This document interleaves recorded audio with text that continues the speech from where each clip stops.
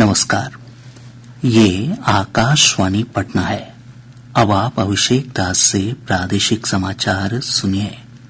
पहले मुख्य समाचार। T20 क्रिकेट विश्व कप जीतकर लौटी टीम इंडिया का आज मुंबई में भव्य स्वागत। लाखों की संख्या में प्रशंसकों ने खिलाड़ियों का हौसला बढ़ाया।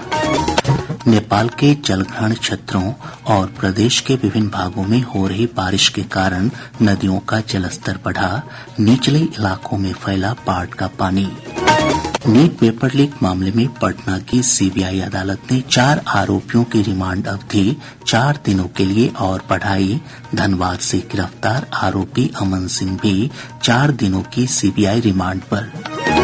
और बिहार के 13 आकांक्षी जिलों और 61 आकांक्षी प्रखंडों में आज से 3 महीने तक चलने वाले संपूर्णता अभियान की हुई शुरुआत। अब समाचार विस्तार से। T20 क्रिकेट विश्व कप जीतकर लौटी टीम इंडिया का आज मुंबई में भव्य स्वागत किया गया। टीम इंडिया के सदस्यों ने मुंबई के वानखेड़े स्टेडियम से शुरू हुई विक्ट्री परेड में हिस्सा लिया। यह परेड गेटवे ऑफ इंडिया पर जा रही है। इस दौरान लाखों की संख्या में लोग टीम इंडिया का हौसला बढ़ा रहे हैं। मुंबई की सड़कों पर एक अद्भुत और अकल्पनीय जनसैलाब दिख रहा है। India, India, India, India.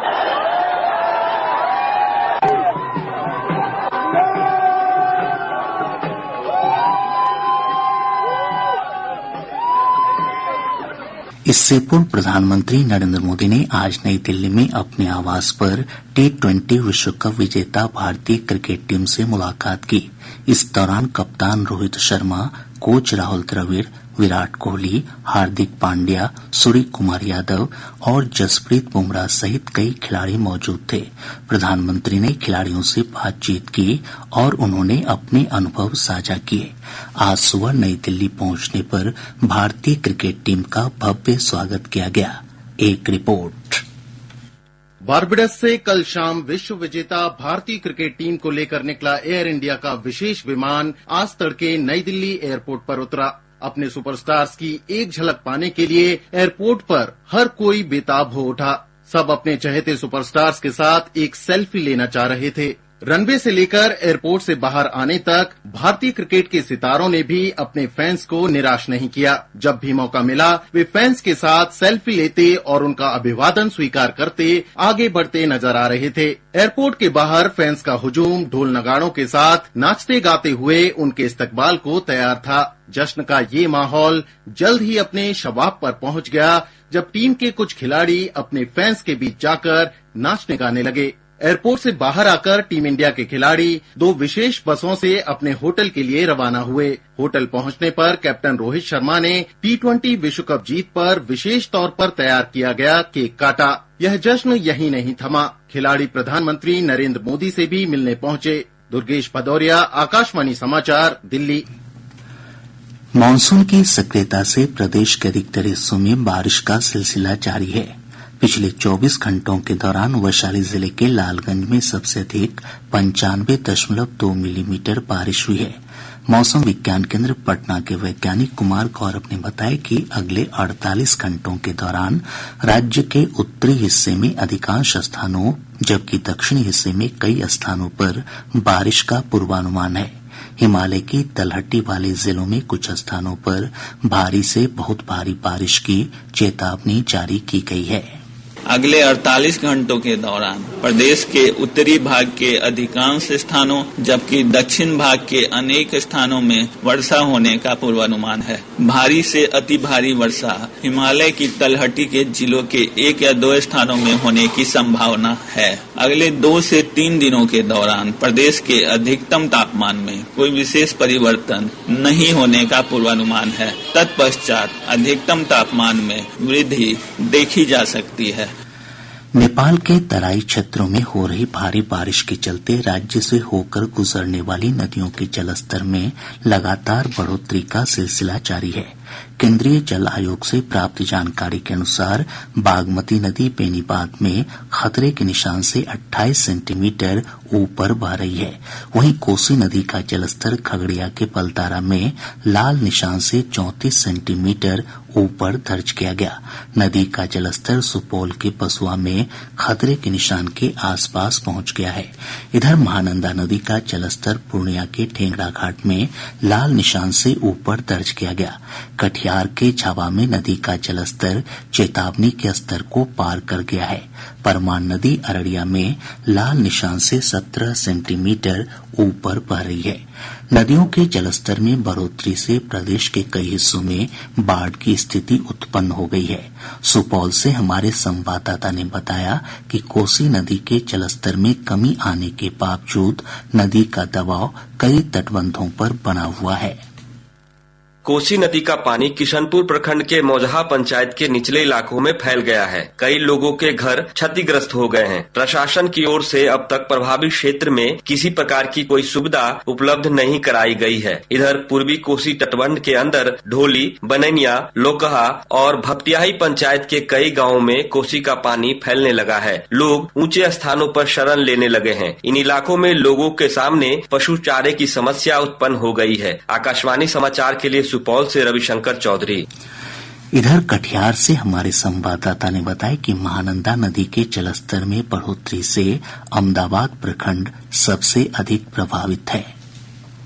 Ahmedabad प्रखंड के लखनपुर पंचायत के बेलगाछी गांव में महानंदा नदी का कटाव काफी तेज हो गया है। इससे पूरे गांव पर खतरा मंडराने लगा है। गांव का एकमात्र उत्क्रमित मध्य विद्यालय और उससे जुड़ा आंगनबाड़ी केंद्र कटाव के मुहाने से केवल 50 मीटर दूर रह गया है। इस बीच जिलाधिकारी मनीष कुमार मीणा ने बताया कि कटाव क्षेत्र में बाढ़ निरोधात्मक कार्य के जरिए कटाव रोकने की कोशिश की जा रही है।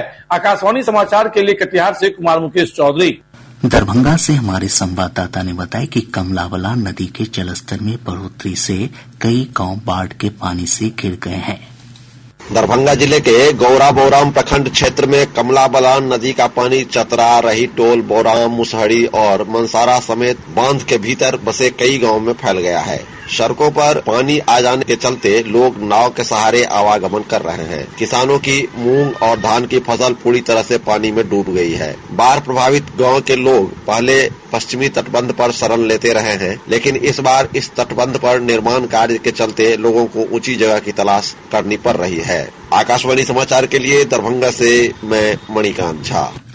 खगड़िया में कोसी और बागमती नदी ने तबाही मचानी शुरू कर दी है। ब्यौरा हमारे संवाददाता से।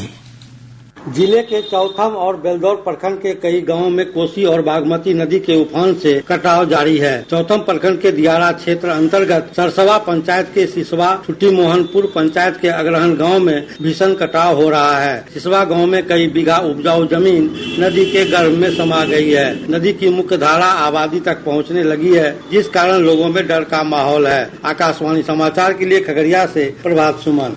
इधर पूर्वी चंपारण, पश्चिमी चंपारण, सीतामढ़ी और शिवहर जिले में भी नदियों के जलस्तर में बढ़ोतरी से बाढ़ का खतरा बढ़ गया है। पश्चिम चंपारण जिले के मधुबनी प्रखंड अंतर्गत तमकोहबा में बना पुलिया और अप्रोच रोड ध्वस्त हो गया। 6 महीने पहले इस पुलिया का निर्माण 6 लाख रुपए की लागत से किया गया था। प्रखंड विकास पदाधिकारी ने बताया कि पुल गिरने के कारणों की जांच कराई जाएगी। बिहार में लगातार पुल गिरने की घटनाओं को लेकर सुप्रीम कोर्ट में एक जनहित याचिका दायर की गई है। याचिका में कहा गया है कि पिछले 2 वर्षों में बिहार में 12 पुल गिर चुके हैं। याचिकाकर्ता ने राज्य में मौजूद और हाल के वर्षों में बने सभी पुलों की संरचना की जांच कराने का आदेश देने की सुप्रीम कोर्ट से मांग की है। प्रादेशिक समाचार आप आकाशवाणी पटना से सुन रहे हैं। नीट पेपर लीक मामले में पटना की सीबीआई अदालत ने 4 आरोपियों की रिमांड अवधि 4 दिनों के लिए और बढ़ा दी है। आज सीबीआई ने रिमांड अवधि समाप्त होने के बाद सभी 8 आरोपियों को अदालत में पेश किया। जांच एजेंसी ने 4 आरोपियों की रिमांड अवधि बढ़ाए जाने का अनुरोध किया, जिसे अदालत ने स्वीकार कर लिया। इधर धनबाद से गिरफ्तार एक अन्य आरोपी अमन सिंह को भी अदालत में पेश किया गया। सीबीआई ने अदालत में अमन सिंह को 4 दिनों के रिमांड पर लेने का आवेदन दिया, जिसे अदालत ने स्वीकार कर लिया। बिहार के 13 आकांक्षी जिलों और 61 आकांक्षी प्रखंडों समेत देश भर में आज से 3 महीने तक चलने वाला संपूर्णता अभियान शुरू हुआ। वैशाली जिले के लालगंज में अभियान की शुरुआत करते हुए नीति आयोग के संयुक्त निदेशक SM खान ने बताया कि प्रधानमंत्री नरेंद्र मोदी के निर्देश पर आकांक्षी जिलों और प्रखंडों में इस कार्यक्रम की शुरुआत की गई है। देश को आगे बढ़ाने के लिए प्रधानमंत्री जी के निर्देशन में कुछ जिलों का, जो कि बहुत पिछड़े हुए थे इंडिकेटर्स में, उनका चयन किया था। लगभग 500 के आसपास डिस्ट्रिक्ट थे। उसको और आगे बढ़ाते हुए लास्ट ईयर, वो 2018 में किया गया था, लास्ट ईयर हमने ब्लॉक तक जाने की सोची और बिहार में लगभग 52 जिलों के 61 ब्लॉक्स हैं, जिसमें कि हम एस्पिरेशनल डिस्ट्रिक्ट ब्लॉक्स कहलाते हैं। उसमें 6 इंडिकेटर्स पे हम लोग काम कर रहे हैं और आप लोगों के सहयोग से, और जो जिला प्रशासन है, जिलाधिकारी महोदय हैं और जो यहाँ के अन्य अधिकारी हैं। आकाशवाणी समाचार से बातचीत में नीति आयोग के वरिष्ठ सलाहकार आनंद शेखर ने बताया कि संपूर्णता अभियान के तहत आकांक्षी जिलों और आकांक्षी प्रखंडों में 6 संकेतकों स्वास्थ्य, पोषण, कृषि, जीविका और शिक्षा पर आधारित परिपूर्णता हासिल करने के लिए 30 सितंबर तक अनवरत प्रयास किए जाएंगे। एस्पिरेशनल डिस्ट्रिक्ट प्रोग्राम और एस्पिरेशनल ब्लॉक प्रोग्राम दोनों का ये मकसद है कि चयनित जिलों में और देश के चयनित 500 ब्लॉकों में बहुत तेजी से लोगों को सेवाएं अदा की जाए। इस कार्यक्रम को और प्रखर बनाने के लिए सूचकांक यानी इंडिकेटर्स तय किए गए हैं। संपूर्णता अभियान ने स्वास्थ्य, पोषण, कृषि, सामाजिक विकास और शिक्षा जैसे क्षेत्रों के हमारे जो इंडिकेटर्स हैं, उनको अगले 3 महीने में संतृप्त करने का कार्यक्रम तैयार किया है। 1 जुलाई से 30 सितंबर तक इन 6 आइडेंटिफाइड इंडिकेटर्स पर काम करेंगे और इसे पूरी तरीके से सैचुरेट करेंगे। झारखंड मुक्ति मोर्चा के कार्यकारी अध्यक्ष हेमंत सोरेन ने आज झारखंड के 13वें मुख्यमंत्री के रूप में शपथ ली। राज्यपाल CP राधाकृष्णन ने उन्हें पद और गोपनीयता की शपथ दिलाई। मुख्यमंत्री के रूप में हेमंत सोरेन का 3रा कार्यकाल है। सहकारिता मंत्री प्रेम कुमार ने आज भभुआ के सहकारिता कार्यालय में आयोजित एक समारोह में 43 पैक्स के लिए गोदाम निर्माण कार्य की आधारशिला रखी। श्री कुमार ने कहा कि इन गोदामों की कुल क्षमता 36,000 मीट्रिक टन होगी।